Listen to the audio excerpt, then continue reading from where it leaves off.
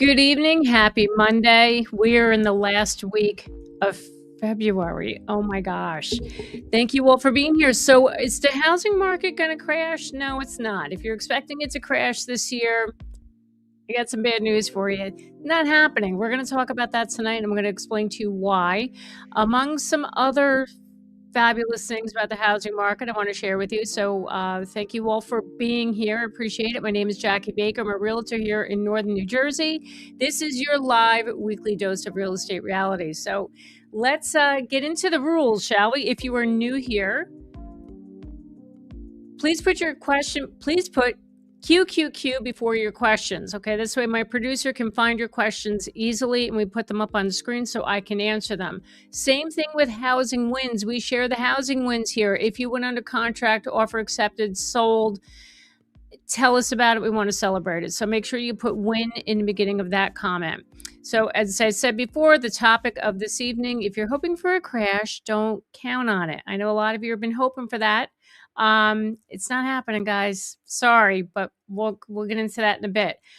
For this week's Home Buying Selling 101, you know, I've been enjoying doing this segment, and I think you guys have been liking it. So I said I was only going to do it maybe once a month. I'm going to do this every week because, you know, the more you know, right? So we're going to talk about escalation clauses, and I'm also going to talk about how much does overpricing actually cost a seller. So if you're going to be selling your house and you have a price in mind and it might be a little too high, this would be an important one for you to watch. All right. So I just want to say a quick hello. Chris Barr, man, what's up with we got a comedian in the house. I appreciate all the jokes in here. Yes, everyone in the East Coast, yes, same.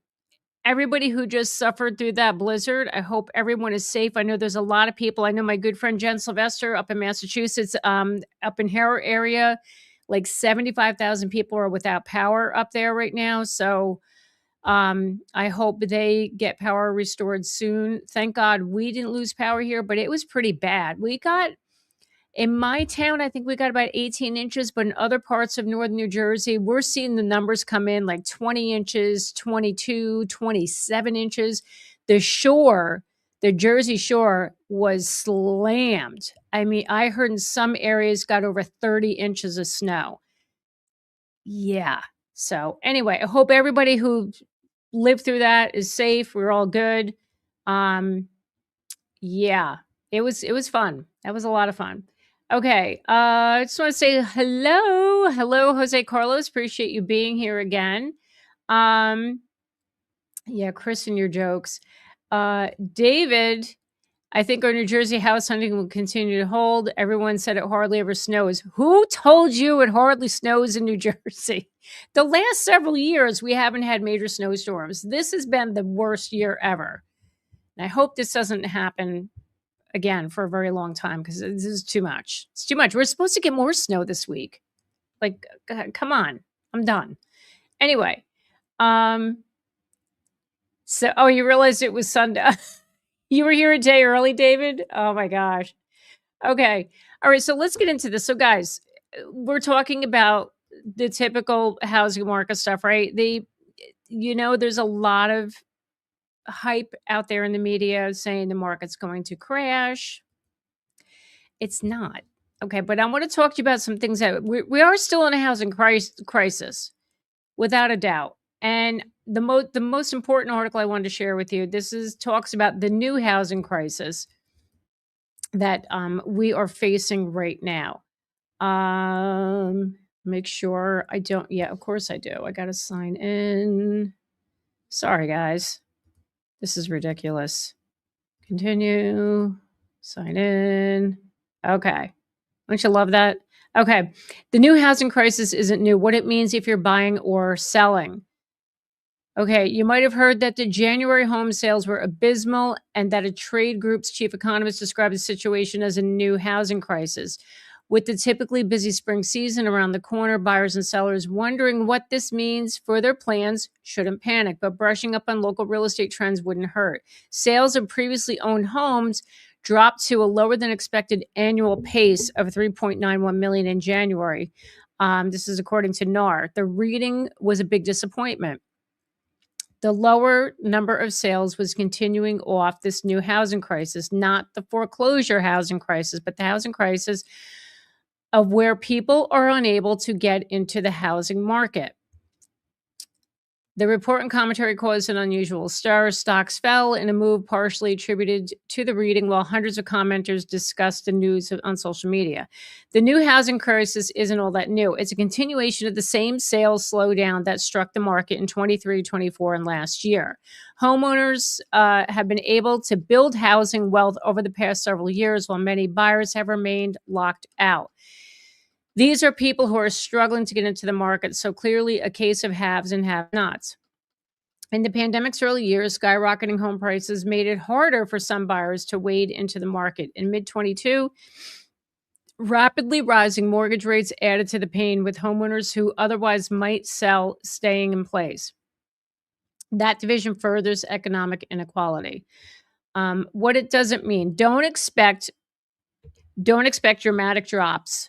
Don't expect dramatic drops in home prices or a wave of foreclosures. If anything, the risk to pricing is to the upside. Mortgage rates, one of the main levers of home buying costs, have moved down significantly since the year began. Mortgage News Daily on Friday pegged the average 30-year fixed rate mortgage at 6.04 after January's softer than expected inflation data was released.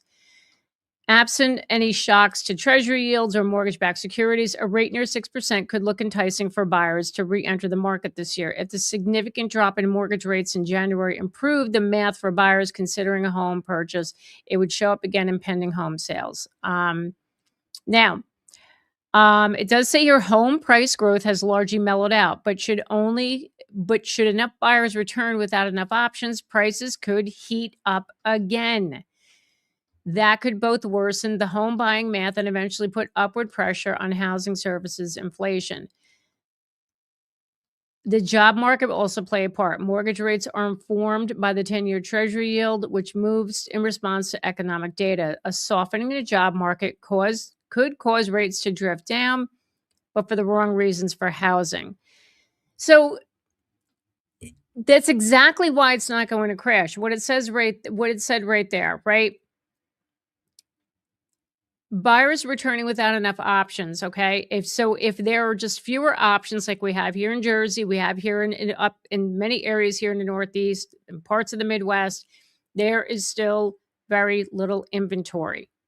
And that's what's going to drive the prices up. We're not going to see, if we do see prices drop like we're seeing in Florida, that's more of a correction. A crash, you're looking at a price fall of like 25, 30%. That's what happened in 2008. But that's not happening here. Let me get back here. So guys, we are still in this same crisis, okay, where we don't have enough homes for sale. Yeah, the mortgage rates are coming down.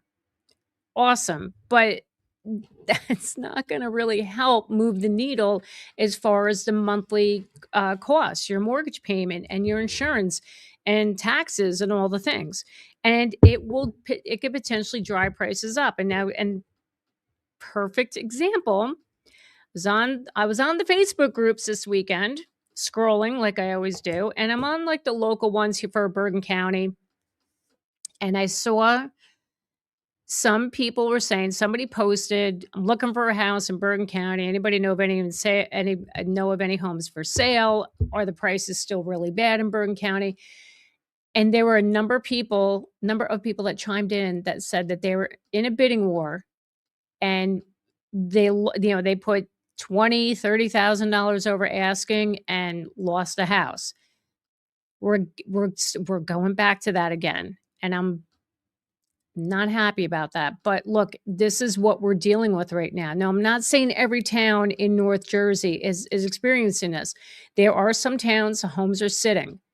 Days on market are just going on, ticking, the clock's ticking, and they're staying on the market longer. But you have a house that shows well, it's price competitive, it's going to go. Okay. So if you guys are sitting around waiting for a crash to happen, and you're in one of those markets, even if you're in one of the buyer's markets right now, right? If you're down in the South and you're thinking about, hey, Now I'm going to wait it out for prices to come down even more. Watch when those interest rates come back down again, because those markets, I think, they're going to really pick up, and it's going to bring a slew of buyers back into the market, and you're going to have bidding wars, and prices are going to be going up again. Now, I'm not here to tell you, oh, you got to go out and buy a house right now. I'm not saying that, but I'm just telling you this is basic economics, and this is what happened during the pandemic. Okay. Now, Florida, did you all hear the news? Florida, they passed that bill where people don't have to pay property taxes. What's going to happen in Florida right now? You know darn well, people from up here, New York, New Jersey, Connecticut, they're going to be hightailing it down to Florida again. I think you're going to see a big exodus from here, and I think Florida is going to you're going to see it blow up again now that came into play. So, yeah. All right, let me just see if we have any someone to say hello. What is going on? Let me see. Someday Defect, how are you? Another one, send Colorado some of that snow. 60 today, 70 tomorrow. Turned on the sprinkler today. Can we swap the weather? Because I am so over this. I'm so over this snow. I can't stand it. Hello, Ms. H. How are you, my friend? Good to see you. Kimberly's in the house. I am so sick and tired of all this freaking snow, too. I'm so over it. Hello, Michelle from Reno. Happy you're here. And there's my friend. Hello, Dave Matney. What's going on? It's been a while. I'm glad you're here. And we got delivery guys. Hello from Catonsville, Maryland, moving to Tennessee. Awesome. Awesome. Oh, Anna, thank you so much. I appreciate you watching. I'm glad you find it helpful. My friend in coastal Rhode Island got several feet but didn't lose power. Well, thank God for that, because that sucks when you lose power. Kaylee, hello. How are you?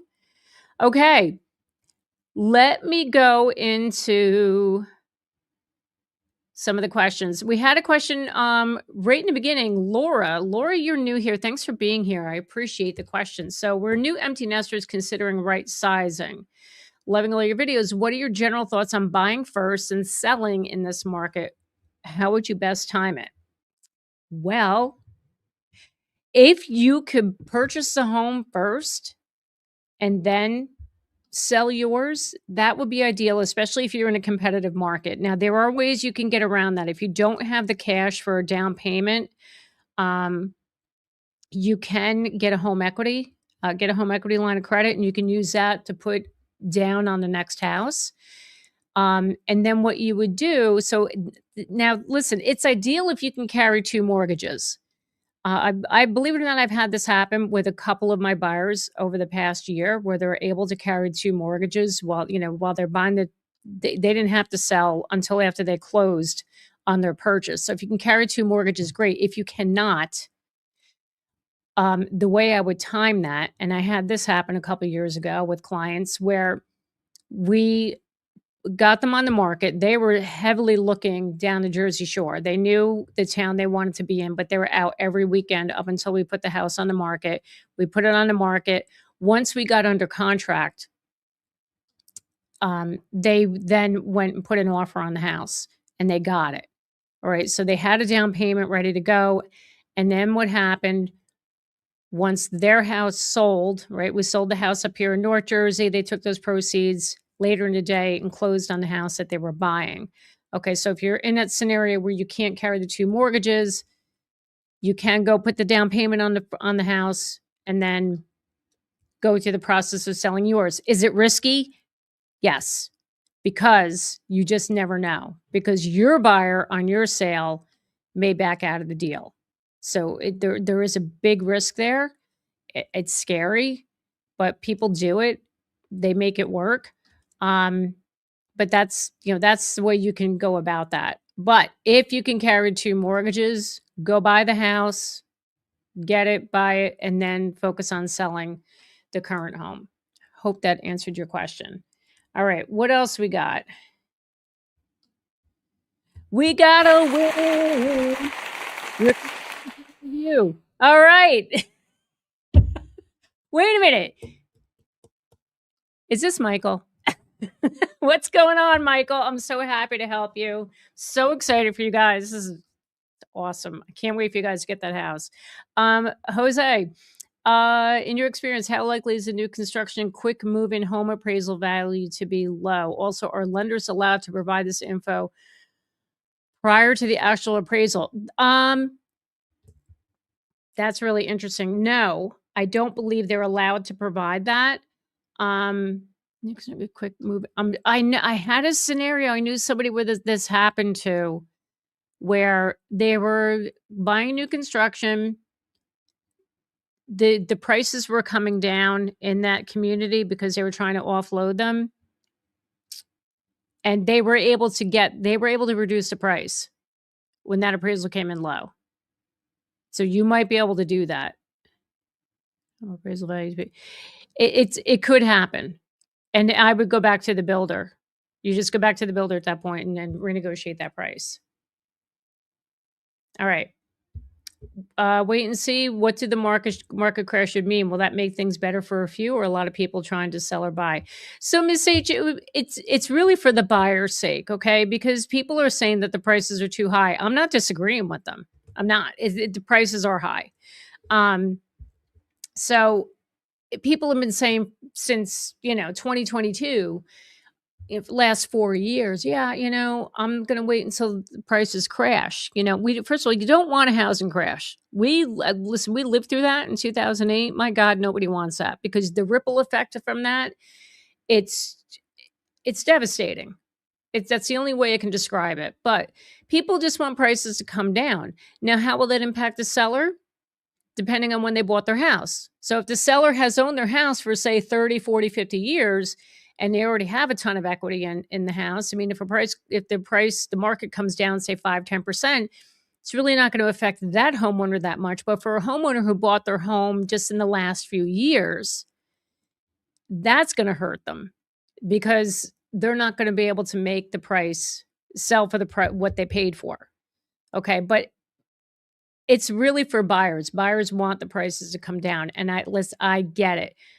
But the only way that is going to happen is when you have more competition, when you have more inventory on the market, okay? Meaning we build more homes, we get more people off the fence to sell their homes. But when you have a low interest rate, or if you own your home outright, who's going to sell their home? You're going from either like having no mortgage and possibly going to a new mortgage, and now you're going to pay 6% interest on top of your taxes, insurance, all that fun stuff. Like, why would people do that? A lot of people, I've been reading articles and watching videos, and the boomers, and even now we're talking Gen X too. They're just like, why am I going to give this up? I have a low interest rate, or I own my house. Why am I giving that up? I'll just stay put. So that's what we're dealing with, Miss H. Is a 30-day close possible in New Jersey? Would be needed if possible. Yeah, it depends on your lender. Okay, if you're getting a mortgage, there are definitely lenders that can get it done in 30 days. I have a guy, he can get it done in 3 weeks. It all depends on your lender. And it also relies on title as well. So if your attorney just orders title immediately, you get title back within a couple of weeks, yeah, you can totally do it in 30 days. If you're a cash buyer, for sure. Yep. What would be needed? What would be needed? Now, just make sure you have all your ducks in a row. Your lender's on top of it. Get the appraisal done right away. Get the inspection done right away. And the title. The title's the big part too, because that could take a couple of weeks. Hope that helped. All right. What else we got? The house cost needs to come way down. That's where the problems are. Who wants to buy a $500,000 home and have a crazy payment they can't afford? Will that hurt or help people? No. I mean, listen, people need to buy what they can afford. And unfortunately, the wages have not caught up with these home prices. They've just skyrocketed over the past few years. And the wages are getting a little bit better, but it's not enough for people to be able to sustain and afford a home and not be house poor.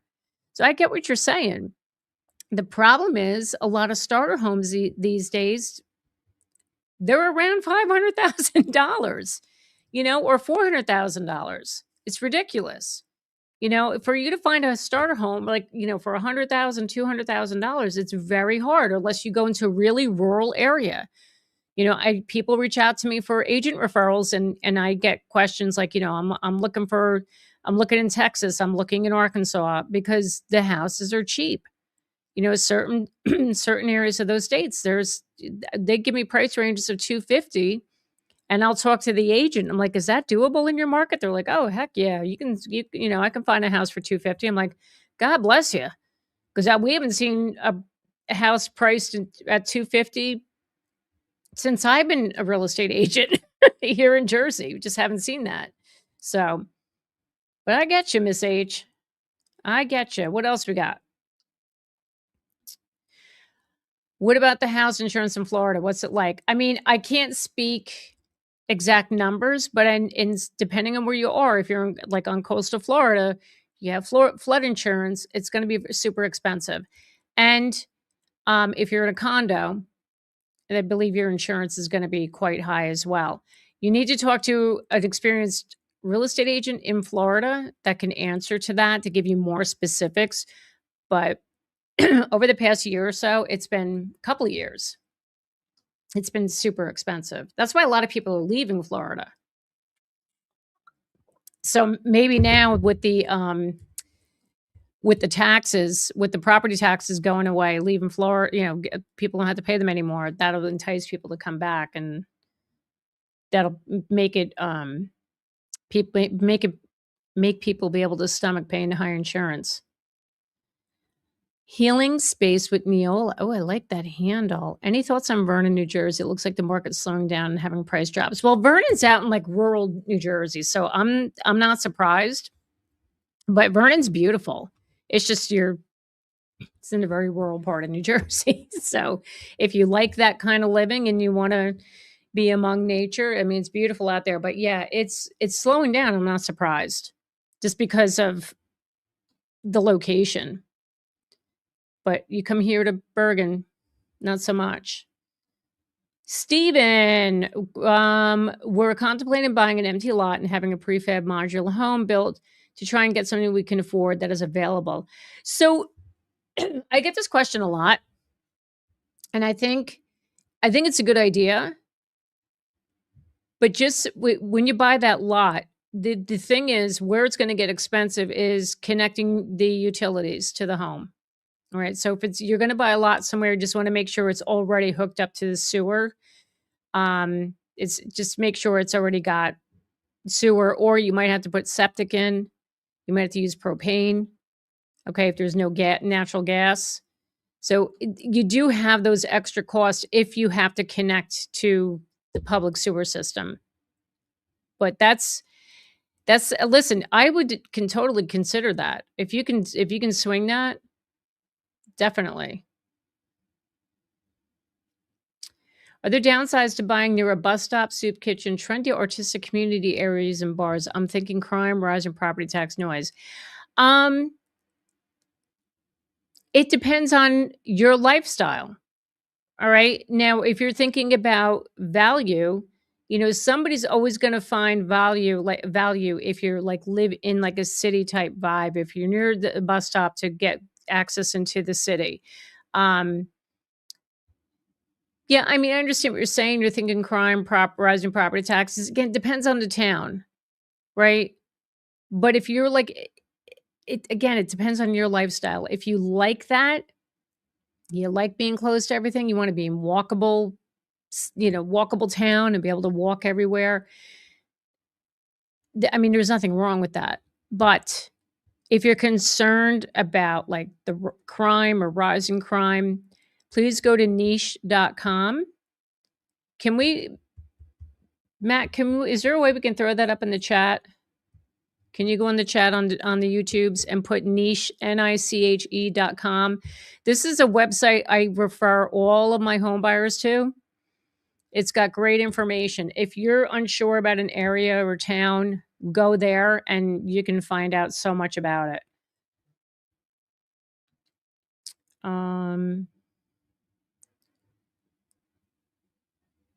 Let me see. Okay. Hold on one second. I just want to see this. My wife and I, we found a house for 548. The house closed at 650, which means as long as people have money, there is no crash. Yeah. But you know what? That's the thing too. Where did I see it today? I saw it. I think it was online on the YouTubes. I watched a video saying that the problem is this market is for people who have the money. Those are the people that can afford it. That really have the cash to be able to buy a house. I mean, in these tougher markets, it's I don't know. Okay, Matt, are we missing anybody? Oh wait, how are you, my friend Clark? Yeah, we're doing the best we can, Clark. Digging out of 20 inches of snow. It's great. It's great. Lisa says a limited property tax, the state will just collect it in other ways. Income tax. Yes, I'd heard that. I think something with the tourism too, Lisa. They're going to tax tourists more or something like that. Yeah, that they're going to find other ways to pay for it. Okay, Anna, what are your thoughts about the NACA program? No down payment, no closing costs, no PMI, no consideration, and below market interest rate. Okay, I helped a couple they were using that NACA program. This is going back several years. It's fantastic, but I remember when they told me about it, you have to you have to sit through classes for a number of months before you can take part of the program. The only downside I found to that, because you don't have to put any money down. I mean, this is pre-pandemic.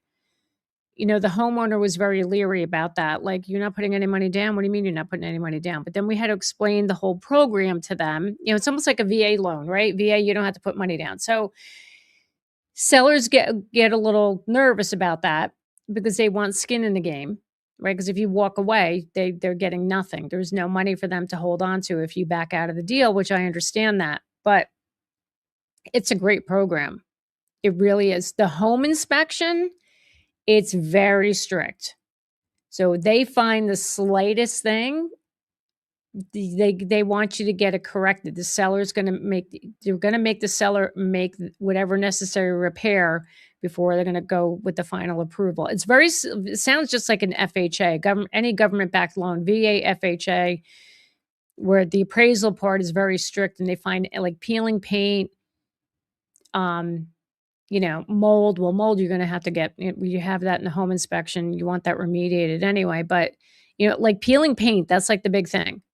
Like they want the peeling paint corrected. They want it, repainted. Or if there's like a loose handrail, they want the seller to repair that. So that's the only downfall to NACA, and sellers they don't want to deal with that. They want to sell the house as is. So they may not want to deal with you, but I think it is a great program. But if you're using it here in New Jersey and you're in a competitive market, I'm being honest with you, I don't know how that's going to fly, because somebody's going to come in offering 20% down, 50% down, cash. Seller's obviously going to choose that over someone with a NACA loan. Sorry, but it's true. Thank you, Matt, for putting that up there. If you guys see that, this is niche.com. All right.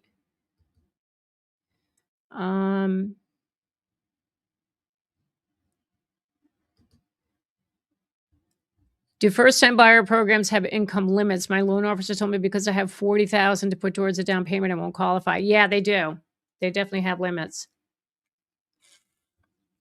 Sorry, I talk so much, I lose my voice. Okay. All right. Can we pull up Holy Spirit Mom?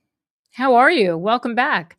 I asked my realtor if we could offer 285 and a 300,000 listed home. She said maybe if I offered earnest money, flexible closing, or clean terms. What is clean terms? Clean terms means a bunch of things. So like what she's saying right here, you want to offer flexible closing, your inspection contingency. I talk about this all the time. Limit the inspection contingency, that you're only going to look for major problems. Your mortgage contingency, like make sure, like you're offering clean terms on your mortgage contingency. That not making sense here. I'm thinking if you're going over, ask. Sorry. Never mind. Yeah, I mean, so that's basically it. What she's saying, flexible closing, you're offering earnest money, you're trying to make it as easy as possible for the seller. Like not easy for them, but that you're going to do a smooth transaction. You're not going to like demand all these things on the home inspection. We're going to only going to look for major things. Okay? Things like that. But try it. Get back to me. Let me know. I want to know if you got the house.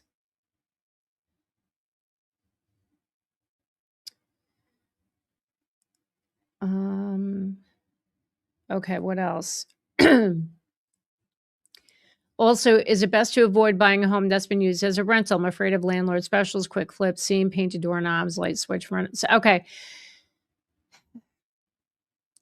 It depends on the condition of the rental, okay? But if physically you look at the place, everything looks good, it doesn't seem like there's a lot of damage there, you should be fine. This is why we get home inspections. And we're going to do very thorough home inspections. I know you're afraid of landlord specials, quick flips, but that's the purpose of a home inspection. And do it all. I'm talking sewer line. This is a big one. My client right now who's under contract, she did a sewer line inspection and we're still having issues with that. There's a blockage in the line. So we got to get that fixed. So do things like that, right? Radon, oil tank sweep. I know it's expensive, but it's money well spent knowing that you're getting a decent home. Oh, okay. Anna says to get your NACA ID, once your NACA is not the 4-hour homeowners. Oh, okay. So it's 8 hours total. I was under the impression they were in classes but again, we're going back, my God, 9 years. That was 2017. So I don't know if it was always that. It's like this, the one class, or I don't know. I was just under the impression they went through a lot to get that. But thank you for clarifying that. Okay. All right. What else we got? Here we go. Why does the seller care if it's cash or a loan? Isn't loan cash? Because what happens with the loan, you have to qualify for the loan. So even though somebody's pre-approved, when it goes through underwriting, when they're trying to get the actual mortgage commitment, some things sometimes show up that could interfere with that buyer qualifying for the loan.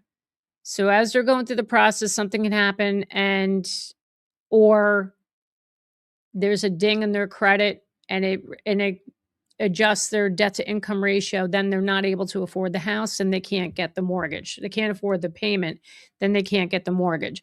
So that's why cash is always better, because sellers don't have to worry about the buyer getting approved for that mortgage or getting the final commitment for the mortgage. Okay.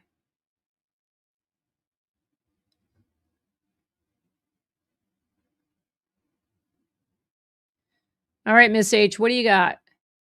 I found out from our friend Clark that he asked potential buyers, are you sure you can afford the house payment? I think what he said is a great point. Do you ask your buyers questions about that? Listen, I don't get that involved with that. I speak to the lender when I get the pre-approval, just to make sure everything is on the up and up. But as long as I got a pre-approval in hand and it's from a reputable lender, like I'm trusting that they're going to be good. Do I talk about all the other added expenses? Yeah. But yeah, listen, I have faith that these people can afford the house. I mean, a lot of my buyers, they watch me. They know what they need to do to be prepared to buy the house as far as down payment, closing costs, emergency funds, all that stuff. So I feel that, yeah, the people that I'm working with, yeah, they definitely are prepared. And I double check that once I get that pre-approval, I talk to the lender and say, okay, how are we? Are we definitely good? Can they swing this? And I always tell them too, do not whatever you're approved for, don't feel that you have to go to the maximum amount you're approved for. Try to stay under that, which a lot of times we do. You know, I'm working with buyers right now. We did that. We're not going to the highest amount that they're approved for. No, we don't want to be house poor. All right. Do you have an opinion on cash buyers? I hate my old house and want to get rid of it. Are they scams? Are you talking about like getting these online offers? Like Zillow, like, you know, get a cash offer now. Be careful with that, especially if you're doing Zillow. We know how I feel about Zillow. Because what I've heard, the iBuyers, that's what they're called. These iBuyers, like Zillow was doing it. They're still doing it, but they don't call it iBuyer anymore. And then there was this company called Open Door that would do that. You send pictures of your home, they make you an offer, but then what happens is they're going to come in and do their own inspection, and they're going to come back with a new price, a lower price. So you're probably better off putting it out on the market, putting it out on the open market, and see what you get. You might be better off and say, I'm selling the home as is, that you're not going to address anything in the home inspection. You know, this way nobody can come back and ask for stuff.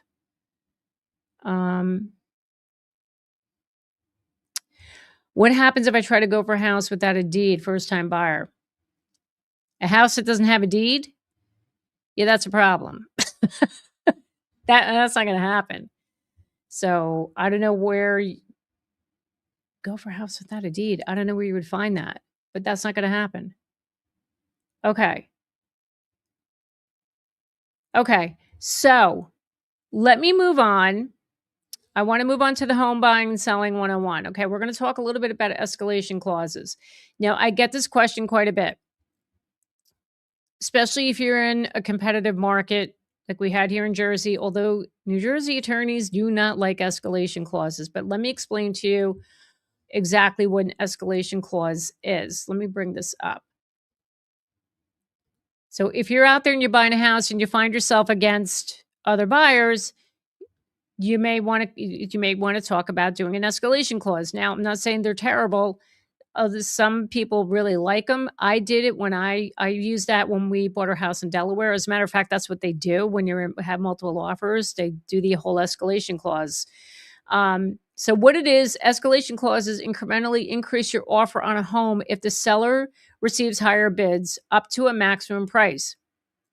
Including one in your purchase offer can help you stay competitive. This isn't always the best strategy, so work with your real estate agent to determine how you should craft your offer. All right. When used in real estate, so what is an escalation clause? It helps a buyer remain competitive when a home they want receives multiple offers without having to worry about paying more if they don't have to. Whether including one with your offer actually helps you achieve these goals is very dependent on the circumstances of the home sale. So how does it work? It includes three things: your offer, how much you're willing to pay above a competing offer, the maximum amount you'll pay for the home. The escalation clause should also specify that the seller must provide copies of the other offers to prove that they've received higher bids. This will all be included in your contract you send to the seller along with the other details. Okay, so here's the example. You're submitting an offer, $250,000 on a home. You're submitting an offer on a $250,000 home. Your initial offer is $250,000, but you include an escalation clause stipulating that you'll pay $3,000 more than any competing offers that are higher than yours, and you're willing to pay up to $270,000 for the home. If the seller receives no other offers, then the most you have to pay is your original $250,000 offer. Does this make sense? Is this confusing? It's a little confusing at first. So after you submit your offer, the seller receives another one for $255,000. Per your escalation clause, your offer is now bumped to $258,000, right? You said you're going to go $3,000 over the highest offer. If the seller accepts your offer, the amount you pay is $258,000. But the seller receives a few more offers, the highest of which is $280,000. Because this exceeds what you said you're willing to pay, you're no longer in the running to buy the home. So there are benefits to this. Okay. Escalation clause can show the seller that you're truly interested in purchasing the home. From the seller's perspective, the more motivated you are, the less likely it is that the deal will fall through. This can make your offer more attractive.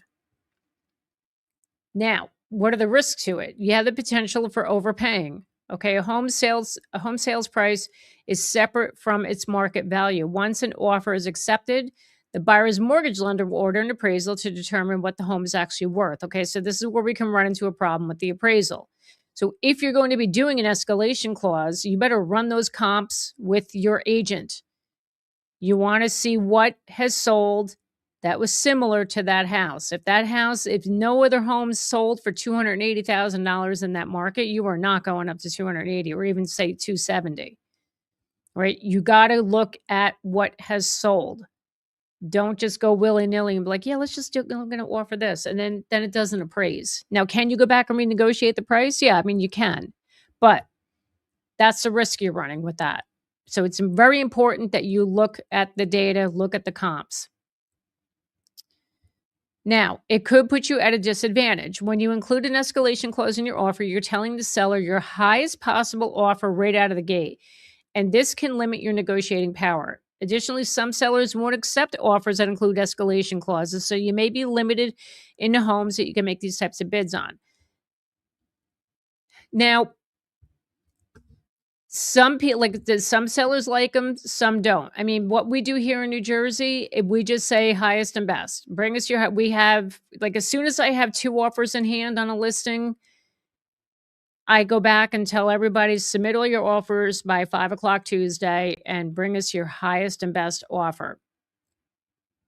I have not had an escalation clause on any of my listings in the last 10 years. I've submitted one escalation clause for a client many years ago. 6, 7 years ago, we did that. She insisted on it. And sellers just didn't want to, they didn't entertain it because their attorney told them not to. Because the attorneys get nervous about it because they don't like, if they're not written correctly, then you can fall into other issues. So with legal stuff, I don't know the specifics, legally, what the problem is with it, but lawyers here don't like them. So if you're in a state though, where they're used quite quite often, make sure your realtor understands how it works and always look at the comps. Make sure you're not going over what the market is, that you don't want to overpay. Do we have any questions on that?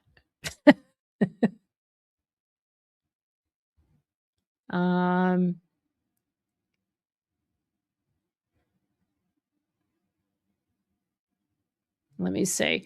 Oh, I just want to answer this, David. I'm seeing this too. I'm seeing so many houses come back in the market after pending because the house doesn't finance due to pricing and the buyer can't cover the difference. That's what cash buyers bring to the table. Yes, you are right. I am seeing this a lot too, where homes are coming back on the market because of mortgage issues. So it could be, very much related to the appraisal. Maybe not. Maybe they just couldn't qualify.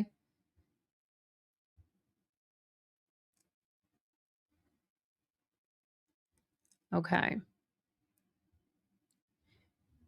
Hold on. I had an agent give me comps that were 9, 10 miles away from a house to put an offer on, nothing closed. I found it to be nuts. House did not sell. So the reason being, David, that they did, I think that's ridiculous. That's too far away. But if there were no local comps in the area, that's probably what they did. But there's a way to calculate. If prices were going up, whatever homes sold, say it was over a year ago, and you got to look to see it. The agent should be looking to see, have home prices appreciated in the last year, or did they go down? And you got to figure out what that percentage is, and then take that percentage and add that to the price of the home, or subtract it from the price of the home if the prices went down. Hope that made sense. Okay. Okay, what are we seeing now? Okay, when a first-time home buyer uses a program to help buy and a bidding war happens, ever heard of the place helping them go over to the cost of asking price to help them get a first-time home? That I've never heard of, Ms. H, honestly. Yeah, and unless that, I don't think the program would do anything for them. That buyer has to bring, they got to bring that extra cash. They got to bring the extra money if they're going to go over list and compete in the bidding war, unfortunately. How would you be able to prove that the other offers escalated my offer? Do they have to prove? Yes, they do, Lisa. They do. That's part of the escalation clause. It's written in there. The seller has to provide the other contracts to show what the other offers are. Absolutely. All right. What's this Holy Spirit, Mom? I want to see this. I watched a bidding war. It was stated that all bids had to be in by February 13th. Now the home is listed again. What in the world could have happened that all the bidders were shot down? They weren't shot down. I know what happened because I've lived this. It's, oh, okay. When sometimes we get in these bidding wars, people are in panic mode and they go guns blazing. They throw a ridiculous price out and then the seller gets excited. And we try to, I've warned them like, look, yeah, this is attractive. This is great.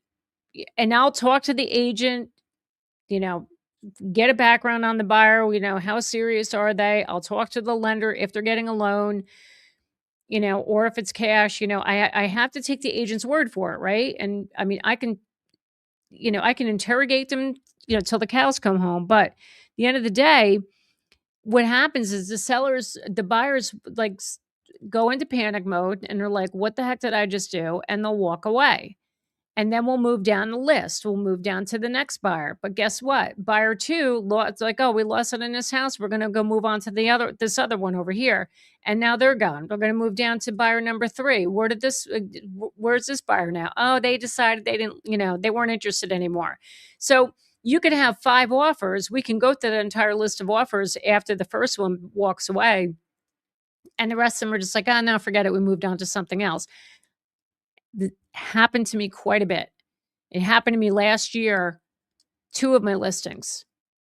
And we had one that it was January of last year. I'll never forget. It was an investment property. And we had this buyer come in guns blazing. He offered so much money.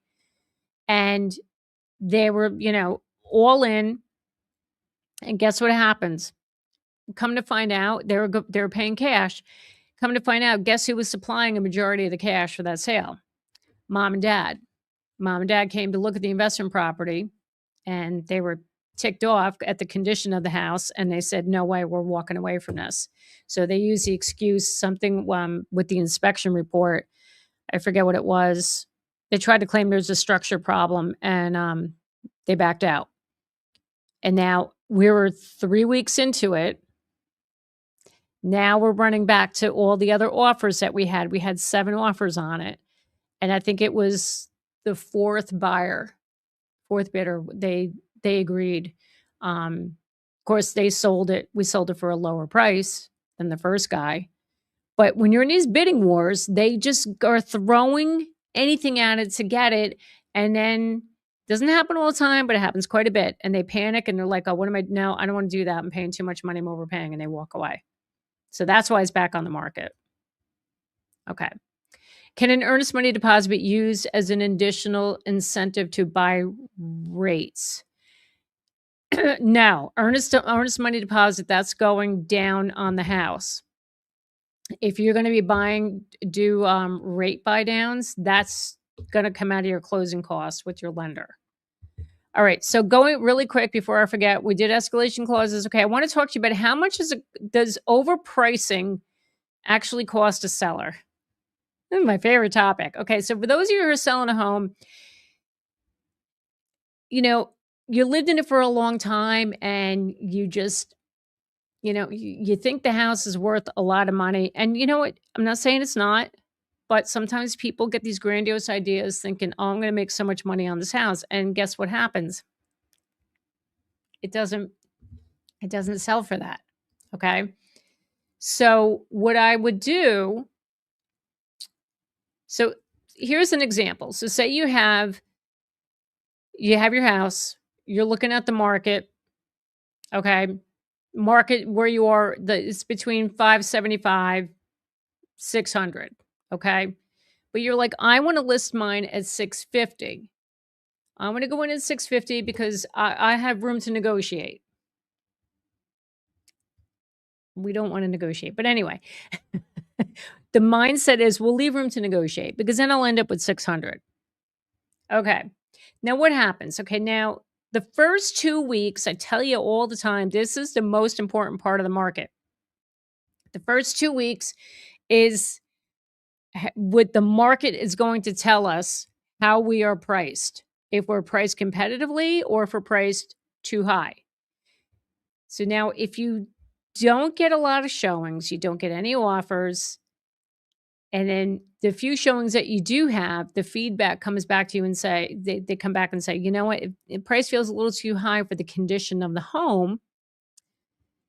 So now buyers are looking at homes like say up to 625, but then they go up into 650 price range. And those homes are a little bit nicer. They're a little bit more updated. So now they're looking at your home, which isn't as updated. And they're like, why am I going to spend 650? I can get this house for 600 or 625. Okay, fine. So now you're 3-4 weeks in, almost a month in. Now it's sitting. What are buyers thinking? They're thinking something's wrong with the house. What is wrong with it? There must be a problem.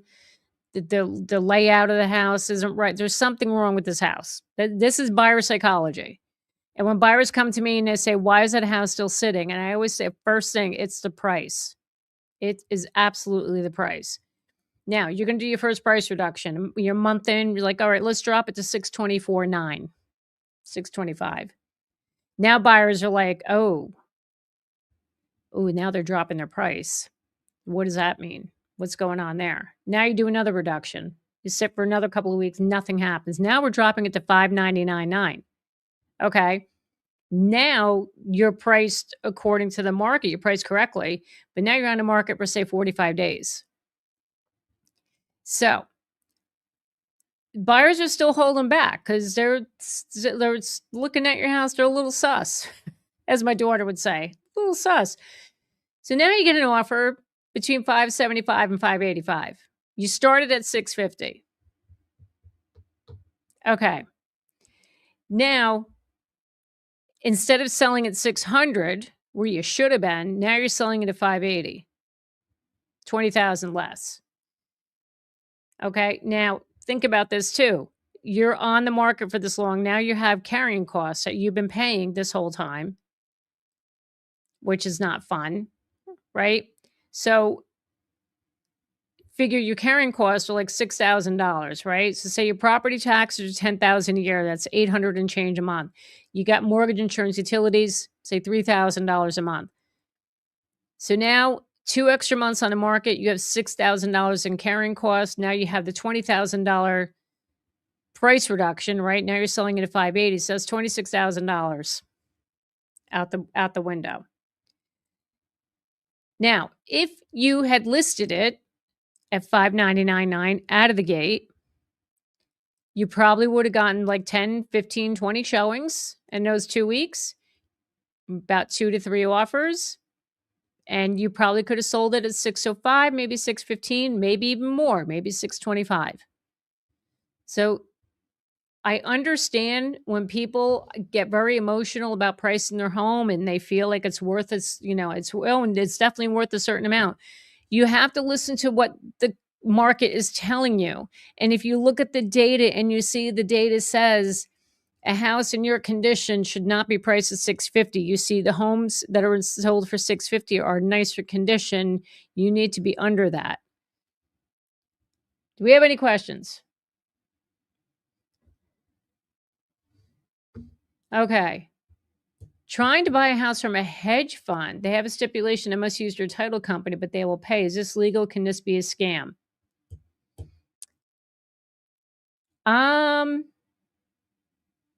I don't know. I would do a little more research on that one. I never heard of that. That's yeah. I don't know. I don't know about that. Do research on that. I've never heard of that one before. I don't like the way that sounds to me either. Um, okay. Where do you think prices will land given a percentage? Are you saying in general, Jose? Where do I think they'll land? Or like the market as a whole? I think we're going to see maybe like a 5 to 8%, maybe 10% correction, maybe. Um, oh, Joe Black, you're so nice. Thank you for saying that. Lisa, you're the best. My friend in Florida overpriced her house. I relayed the knowledge I've learned from Jackie. She needs to cut her price significantly. She's still high, but she'll wait and see. Listen, Lisa, let me tell you, I'm in this boat right now. I was just down in Delaware last week for a couple of days checking on our investment property. We've been trying to sell this. You guys know I talk about it every week. I've been on the market for 4 months now. Now, that market, it's very slow. I went into this knowing it's going to take a long time. This is not New Jersey, it's not Connecticut, New York, it's not. It's a much different market because of the amount of new construction that's going on. There's just a ton of inventory. Okay. My place is the lowest priced unit in the entire community. And we're sitting there saying, why? Why hasn't it sold yet? Because like I'm all about pricing. I mean, my God, I'm a realtor. I preach this. I'm here telling you, you got to be real with your price. I've been more than real with my price and it's still sitting. Sometimes it may not be the price. It could also be external factors. Okay. So what's going on right now with all this bad weather we're having down in Delaware, believe it or not, they're getting it just as bad as we are here in New Jersey, which is unusual. So I don't think a lot of buyers are visiting the area right now because who can travel in this weather, right? And Delaware practically shuts down when it gets a few inches of snow. So can you imagine now they got like a foot of snow? There's a lot of power outages down there right now. So I get it. And then the last snowstorm we had in January, they had the same thing. So I know that's playing a part into it. But look, some markets, the days on market, it's just how the market is. And let me tell you, that day I close on that place, we're going to celebrate here. We're going to have a big celebration because my God, I need this thing to sell. But anyway, oh, Lisa, you're from Delaware. Very cool. My place is down in Sussex County, down the beaches, down Bethany Beach. Okay. I have a seller I'm trying to work with, but she keeps arguing with me about the price. So I think after this week, I will walk away. I don't need the headache. Clark, man, I hear you. And I will do that too. I won't if you're not real about your price, I'm not going to work with you. I'm sorry. I will walk away from that commission, that potential commission. If there even is a commission because the house may not even sell. But the thing is you're hiring me, right? Clark, they're hiring you to sell their home. We're coming to you with the information. We know what the market is doing. If you're not going to trust me to use that information to properly price your home, we can't work together. We can't. You got to have some level of trust that I know what I'm talking about. Now, I can't predict the market. I can't tell you, everything's gonna be on the up and up next week. I don't know what's going to happen. The world could blow up tomorrow. Who knows? But my experience and my knowledge of the market and constantly looking at what is selling and what's not selling, that's what you should be relying on. So Clark, I get you. I totally get you. I don't mean to be look, you're all probably thinking I'm being rude right now. I mean, Clark's being rude. Like, now I don't want to deal with you. But you know what? It's so difficult because if you can't trust us and have that partnership, it's not going to work. What's up, my friend Chris? Chris the comedian. Okay, we will be listing in about 3 weeks and we'll list at what our agent suggests. She's been an agent for 15 plus years, knows what she was doing. We bought 27 years ago, so we won't be losing any money. Good for you. Chris, keep me posted. And I wish you the best of luck. I hope it sells like that. And you're not going to be coming to me in 4 months saying it still hasn't sold. Hire Jason Statham and he'll make someone buy. Really? I mean, I do have an agent right now. I'm not going to bail on her, but Jason all right, so now I'm writing this down, Mark. Who is this guy? All right.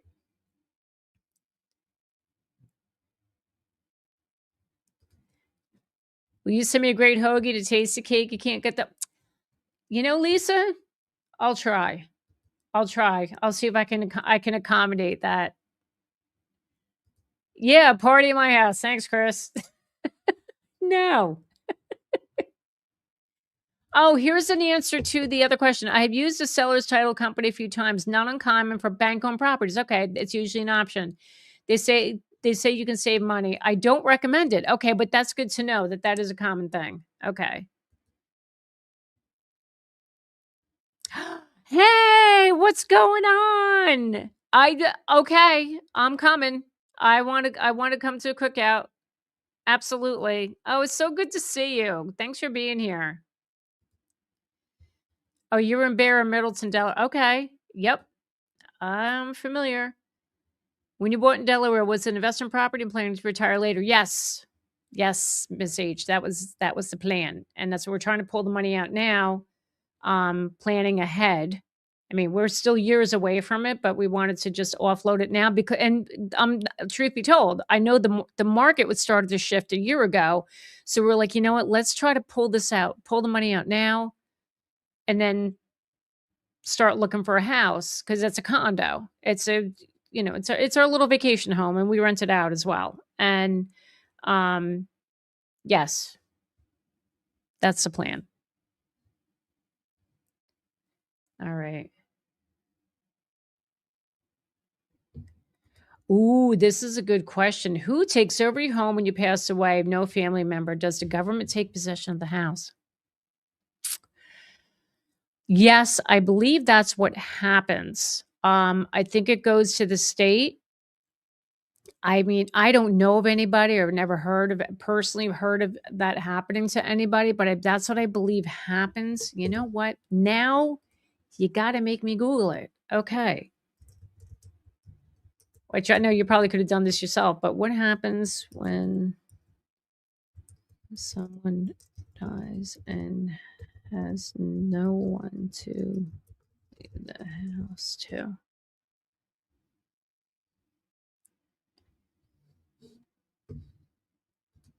Okay, so without a will, state laws determine the heirs. If no spouse, children, parents, siblings, or distant relatives, the state becomes the default beneficiary. It's probate court involvement.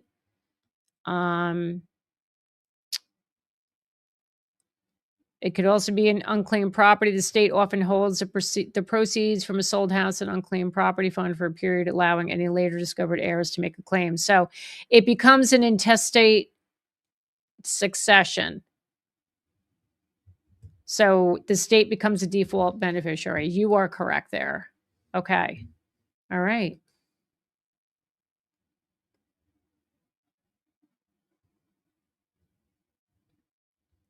Okay. Jesse, thanks for being here. We're looking to sell our home in North Georgia and purchase a larger home from a growing family. Should we list now or wait until the spring market? Your best bet is to talk to a real estate agent to see what's happening in your market right now. Now, you're in North Georgia. Clark here, Clark the realtor, he's in Atlanta. Yeah, Clark has Clark was just saying before, there's like he's seeing like short sales and stuff like that happening right now. But I think the market has slowed down a bit in Georgia. But listen, you talk to an agent to see how the market is doing right now. If it was me personally, I would like to get ahead of the spring market. So I like to list it like say February, March, just at the beginning of the spring market to beat the competition. Because come April, everybody wants to put their house on the market. Okay. And then you're competing against all these other homes. That's me. But I would talk to a real estate agent and find out exactly how the market is doing. Oh, are you talking about an actor, Jason Statham? You know what, Mark? Why do I listen to you?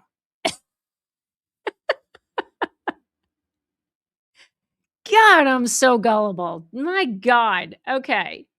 So funny. When asking realtors what a house should sell for, how is it that they can have very different prices to list? A difference of $50,000 on approximately $50,000 house. Okay, so it depends on the agent. And I hate to say this, it depends on how desperate they are for business. Sometimes an agent's going to come in and say, hey, your house is worth $650,000. And you know what that's called? We call that buying a listing. That they want the listing so bad, they're going to go in at this really nice price to get this seller all excited. And it's like, oh, that's great. And then they'll list the house and they'll say, oh, you know what? Yeah, the buyers they think it's too much money and, the price is too high. We'll have to reduce the price. So listen, when you're meeting with a real estate agent, if they're not coming to you with comps, data to show you what the homes are selling for, walk away. Don't have somebody come in and just say, hey, you know what? I think it's worth $650. The house looks good. I think that we can get that price for that. I've sold a few houses. It's what they're selling for. No. Come in, papers in hand, the information in hand. Let them show you. No, I didn't catch your win, Jose. Where's your win? Matt, can we go find his win? Can you tell me again, Jose? The chat is just really lively tonight, and sometimes it's hard to keep up. I apologize.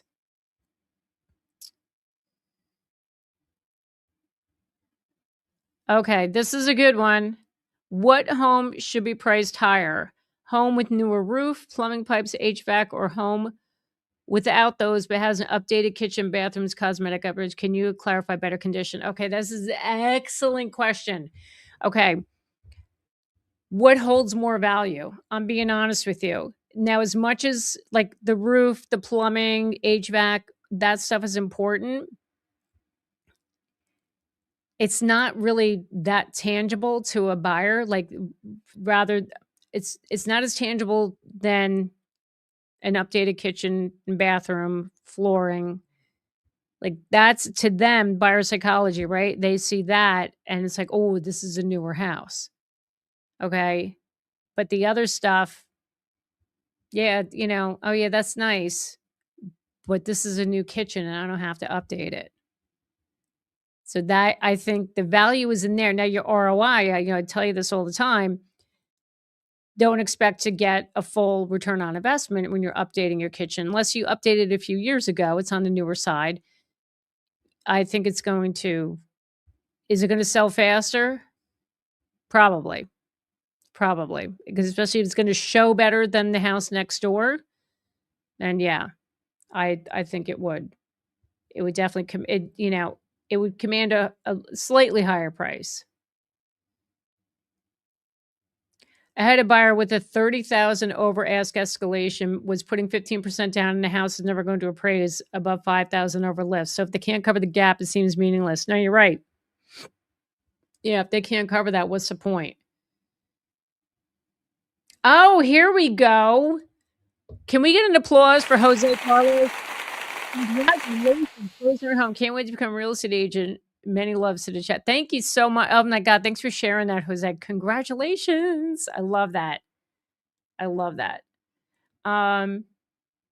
Clark does the same thing. I do that, come with comps in hand. And lately I have been the barrier of bad news because some of the people bought between 22 and 24, and they're either underwater or barely breaking. I know it's sad. I feel bad.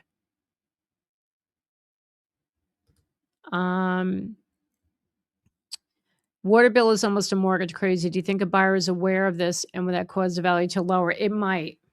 Did you guys see the video I just did about The houses, 10 houses that are worthless right now, I talked about in Colorado, where they're facing water shortages. They've been in a drought for a number of years, and now they're bringing water in, and that's driving the water prices up. It could affect your value.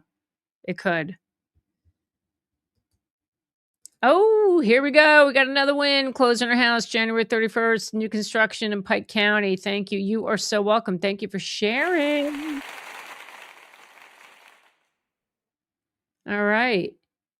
Okay, you guys. This is so much fun. I always have so much fun with you guys. I love Monday nights. It's just like it gets my week started and I get to hang with you guys. It's just amazing. So remember, if you need a referral for a real estate agent in your market, this is where you go. Go here, click this button, fill out the forms, and I will get back to you with an agent. Yeah, and that's it. So you guys, thank you so much for being here. We went a little bit over tonight. That's okay. Um, love to chat with you guys. So you guys, I'll see you next week. Have an amazing week.